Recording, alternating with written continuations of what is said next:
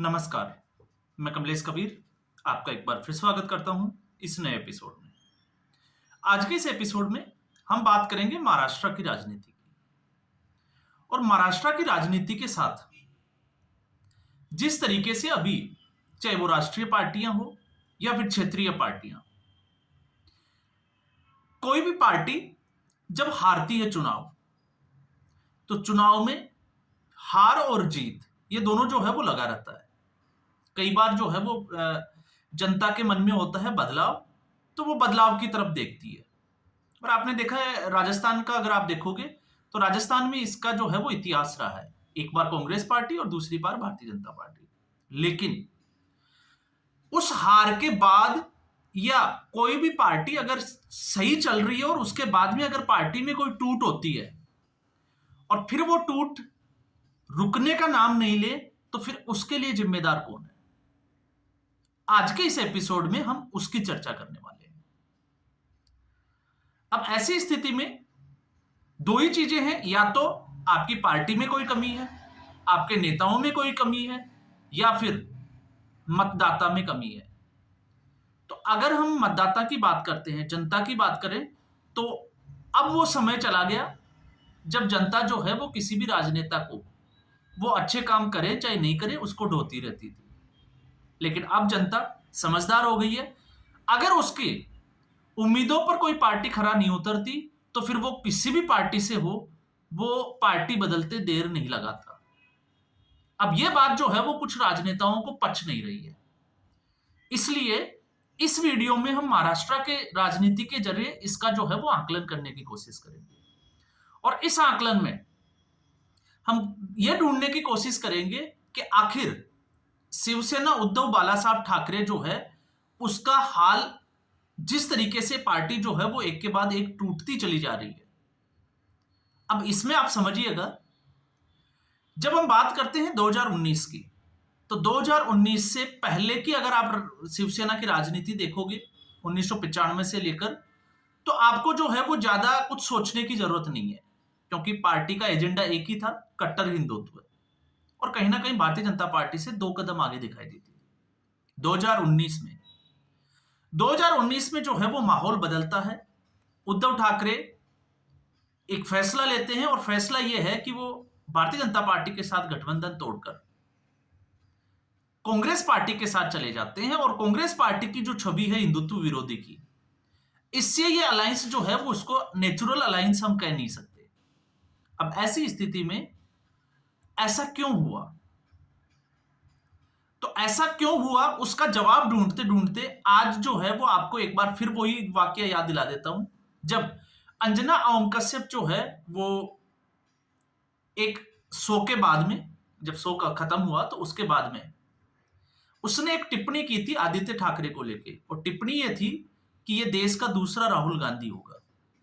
अब आप समझ गए होंगे कि देश का दूसरा राहुल गांधी क्यों होगा, क्योंकि पार्टी के लिए और पार्टी में जो भी गतिविधियां होगी उसके लिए जिम्मेवारी किसकी होगी? आदित्य ठाकरे की। और आदित्य ठाकरे, क्योंकि जब राजनीति में इस तरीके की बात की जाती है तो दो तरीके से बात की जाती है, एक जो पार्टी को ऊपर लेके जाता है और एक पार्टी को गर्त में लेके जाता है। तो अंजना ओम कश्यप का जो इशारा था वो साफ तौर से यही था। जिस तरीके से राहुल गांधी के आने के बाद में कांग्रेस पार्टी लगातार जो है उसका ग्राफ गिरता चला गया, ठीक ऐसी स्थिति जो है वो शिवसेना की होने वाली है। तो आज के संदर्भ में आप देखोगे तो अंजना ओम कश्यप जो है वो 100% सही साबित होती हुई दिखाई दे रही है। अब मैं ऐसा क्यों कह रहा हूं उस पर भी हम आते हैं। ताजा घटनाक्रम जिसकी हम बात कर रहे हैं, तो ताजा घटनाक्रम यह है कि शिवसेना उद्धव ठाकरे, बाला साहब जो ठाकरे हैं, इसके एक बड़े नेता सुजीत मनचेंदकर जो है वो 10 साल से शिवसेना के विधायक भी रहे। हालांकि वो 2019 से 2024 का जो पीरियड था उसमें वो विधायक नहीं रहे, लेकिन उनको उम्मीद थी कि 2024 में जिस तरीके से उन्होंने मेहनत की कि उनको जो है वो शिवसेना की तरफ से टिकट मिलेगा, लेकिन ये जो सीट है वो चली जाती है कांग्रेस पार्टी के पाले में। और उसके बाद में इनका जो दर्द है वो आप समझ सकते हो, क्योंकि आजकल कार्यकर्ताओं का दर्द यही है और कांग्रेस पार्टी की भी स्थिति लगभग यही है। तो ऐसी स्थिति में, और ये जिस क्षेत्र से आते हैं वो है हाथकणंगले जो तालुका है उससे ये बिलोंग करते हैं। तो आप सोच सकते हैं कि एक व्यक्ति 10 साल से अगर विधायक है लगातार, तो वहां पर शिवसेना कितनी मजबूत होगी। तो फिर शिवसेना को कमजोर करने की जरूरत क्या थी। अब ये शिंदे गुट के साथ चले गए। अब शिंदे गुट के साथ चले गए, तो शिंदे गुट के साथ चले गए तो आप एक चीज देखिए, कोई एक होती है नाराजगी। कोई एक नेता नाराज है, वो अगर किसी दूसरी पार्टी में दल बदल हो जाए तो उससे जो है वो पार्टी की साख पर ज्यादा फर्क जो है वो पड़ता नहीं है। लेकिन फर्क जब पड़ता है जब पूरी की पूरी पार्टी जो है वो टूटकर चली जाए। तो एकनाथ शिंदे के साथ में अगर एकनाथ शिंदे अकेले जाते तो हम जो है वो आज इस तरीके की चर्चा नहीं कर रहे होते। लेकिन एकनाथ शिंदे के साथ में एक काफिला चला गया, एक कारवां चला गया, जिसने शिवसेना को उथल पुथल कर दिया। तो फिर आपको ये विचार करने की जरूरत है कि पार्टी में गड़बड़ कहां है। तो पार्टी में जहां गड़बड़ है, अब अगर हम उसको सोचते हैं, तो यहां पर एक सबसे बड़ी जो स्टेटमेंट आता है वो ये आता है कि नेताओं की और कार्यकर्ताओं की, जो अच्छे कार्यकर्ता है उनकी अनदेखी की जाती है, उनकी सुनवाई ही नहीं होती। तो फिर आप सोच के देखिए कि ऐसी स्थिति में कोई कार्यकर्ता, जनवरी में आपने देखा शिवसेना के एक के बाद एक जो है वो बड़े नेता पार्टी छोड़कर जा रहे हैं साथ में एकनाथ शिंदे के। तो एकनाथ शिंदे के साथ क्यों जा रहे हैं? क्योंकि एकनाथ शिंदे ने बाला साहब ठाकरे की जो फिलॉसफी थी, जिस बात को लेकर वो आगे जिस एजेंडे पे चलते थे, कट्टर हिंदुत्व की, उसको उन्होंने छोड़ा नहीं। लेकिन उद्धव ठाकरे को आप देख लीजिए, उद्धव ठाकरे कहां से जो है वो कहां तक ले आए, उन्हीं बाला साहब ठाकरे की उसी एजेंडे को। अब जब मैं ये कह रहा हूं तो ऐसा क्यों कह रहा हूं, उसके पीछे भी आप समझ लीजिए। इस वक्त महाकुंभ 13 जनवरी को शुरू हुआ और अब जो है वो 26 फरवरी को उसका समापन हुआ। लेकिन इस पूरे परिदृश्य में अगर आप देखोगे तो शिवसेना के ना उद्धव ठाकरे ना आदित्य ठाकरे दोनों ही संगम में स्नान करने नहीं गए। अब नहीं गए, ये बड़ा मुद्दा नहीं है, वो नहीं गए क्योंकि सबकी आस्था का विषय है। जिसके पास समय है वो जा सकता है, जिसके पास समय नहीं है वो नहीं जा सकता। लेकिन प्रश्न ये खड़ा हो जाता है, यहां पे सवाल ये खड़ा होता है कि कांग्रेस पार्टी भी तो इसी राह पर चल रही है। कांग्रेस पार्टी ने राम मंदिर का विरोध किया तो उद्धव ठाकरे ने भी जो है वो, आपको पता होगा, जिस तरीके से भारतीय जनता पार्टी के वो खिलाफ चले गए। अब इस संगम में जो है वो अखिलेश यादव ने बड़ी आवाज लगाई और लगातार जो है वो कटघरे में खड़ा करने की कोशिश की योगी आदित्यनाथ को। लेकिन अंततः वो संगम में स्नान करने गए। कांग्रेस पार्टी में राहुल गांधी स्नान करने नहीं गए, ये आपको समझ में आता है क्योंकि वो क्रिश्चियन फैमिली से आते हैं। और कांग्रेस पार्टी में जिस तरीके से मल्लिकार्जुन खड़गे, सोनिया गांधी, इन लोगों ने जिस तरीके से जो है वो हिंदुत्व विरोधी, एक मुस्लिम तुष्टीकरण के लिए जो काम किया, वो उसी एजेंडे को जो है वो आगे बढ़ा रहे हैं। तो ऐसी स्थिति में कांग्रेस पार्टी का आपको समझ में आता है। लेकिन कांग्रेस पार्टी के निचले स्तर के जो नेता है, गांधी परिवार के बाद वाले, मैं निचले स्तर के नहीं, मैं उनका कद जो है वो बहुत बड़ा मानता हूं, वो नेता जो है वो लगभग आपने देखा अभिषेक मनु सिंघवी जैसे नेता भी जो है वो वहां पर जाकर डुबकी लगाते हैं और अयोध्या भी जा रहे हैं। तो कांग्रेस पार्टी के नेता तो जा रहे हैं, तो आखिर शिवसेना अगर वो नहीं जा रही थी कोई बात नहीं। लेकिन जिस तरीके से एकनाथ शिंदे के ऊपर हमला बोला गया कि 50 खोखे लेकर वो अगर महासंगम में या महाकुंभ में वो स्नान कर रहे हैं तो क्या उनके पाप धुल जाएंगे क्या? ये इस तरीके की क्वेश्चनिंग करना, ये अपने आप में आपको समझाता है कि राजनीति का स्तर, शिवसेना का स्तर इस बार जो है वो कहां तक पहुंच गया। और ऐसी स्थिति में जब एकनाथ शिंदे और फडणवीस, देवेंद्र फडणवीस जो भारतीय जनता पार्टी के मुख्यमंत्री है, वो ये कहें कि शिवसेना जो है वो हिंदुत्व विरोधी है, तो इसमें फिर जो है वो कतई कोई बुराई नहीं है। क्यों? अब इसके पीछे की आप देखिए, जब आप एकनाथ शिंदे के ऊपर आरोप लगाते हो कि वो बिक गए, गद्दारी करी, तो एकनाथ शिंदे के साथ में इतना बड़ा कारवां कैसे चला गया? तो इसका मतलब आपको पता था, आपके जो नेता थे उनमें नाराजगी थी कि कांग्रेस पार्टी के साथ गठबंधन नहीं होना चाहिए, लेकिन उसके बावजूद आपने अपनी महत्वाकांक्षा या हम कहें कि पद की जो लालसा थी उसको आपने थोड़ा ऊपर स्थान दिया। अब यही एक कारण जो है वो इसमें सामने नजर आता है। तो यहां पर अब आप कह सकते हो कि उद्धव ठाकरे जो है वो तबीयत खराब थी इसलिए नहीं गए, तो क्या आदित्य ठाकरे को नहीं जाना चाहिए था? तो आदित्य ठाकरे भी तो जा सकता था। और अगर राजनीति में इस तरीके का अगर फायदे के लिए कुछ किया जाता है तो इसमें कोई बुराई भी नहीं है, लेकिन आदित्य ठाकरे भी नहीं गए। तो फिर आदित्य ठाकरे को लेकर जिस तरीके से, अब मैं आता हूं, एक मैंने पहले वीडियो बनाया था हालांकि कुछ लोग जो है उससे सहमत भी नहीं है, लेकिन वो टिप्पणी जो है वो मेरी पर्सनल टिप्पणी नहीं थी। वो शिवसेना गुट के प्रवक्ता, जिनको दिल्ली में लोकसभा का चुनाव 2019 में लड़वाया गया, संजय गुप्ता, और उन्होंने सीधा लेकर जो है वो प्रियंका चतुर्वेदी का नाम लेकर आदित्य ठाकरे को भी कटघरे में खड़ा किया था। और आप देखिए 2019 के बाद में तो फिर आदित्य ठाकरे किसके कंट्रोल में है? आप सोच के देखिए, क्योंकि ये इस सवाल का जवाब जो है वो हमें, मैं ये नहीं कहता कि मेरा आकलन क्या है या संजय गुप्ता क्या कह रहे हैं।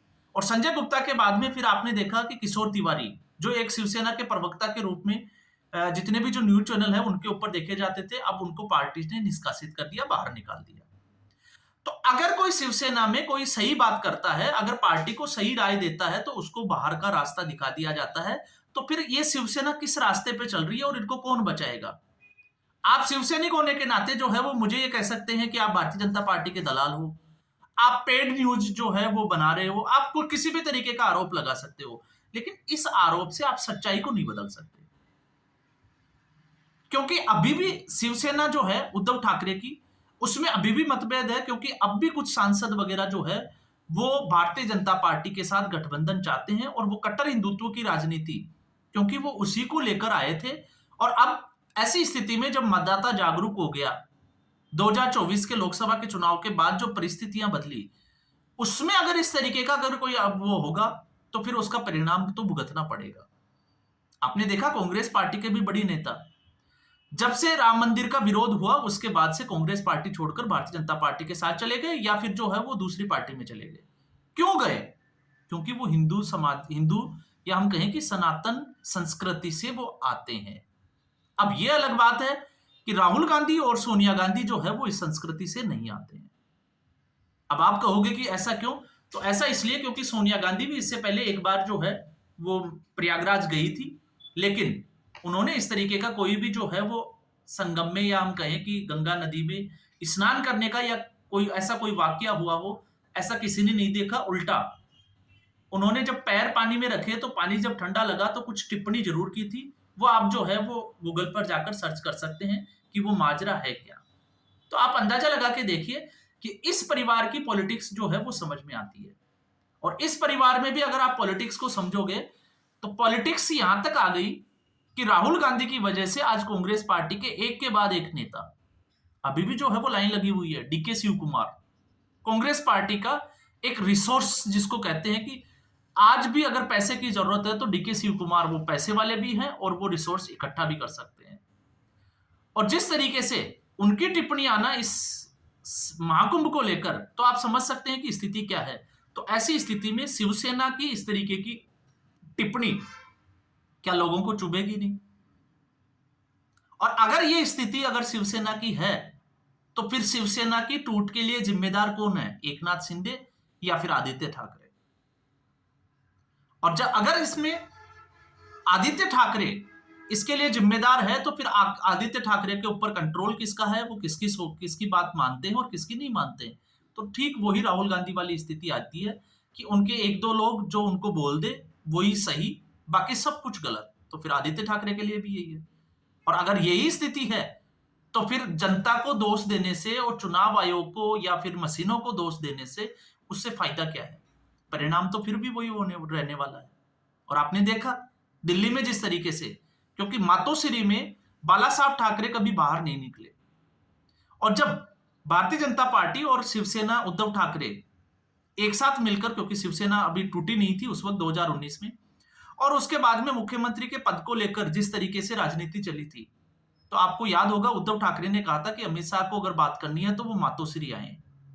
तो फिर आज इतनी क्या जरूरत पड़ गई कि आप मातोश्री से बाहर निकलकर दिल्ली के अलग अलग सरकारी बंगलों में, या हम कहें कि कभी केजरीवाल कभी सोनिया गांधी के घर पे माथा टेकने की जरूरत क्यों आई? और अगर ये जरूरत आ गई तो क्या इससे शिवसैनिका का मनोबल कम नहीं होता?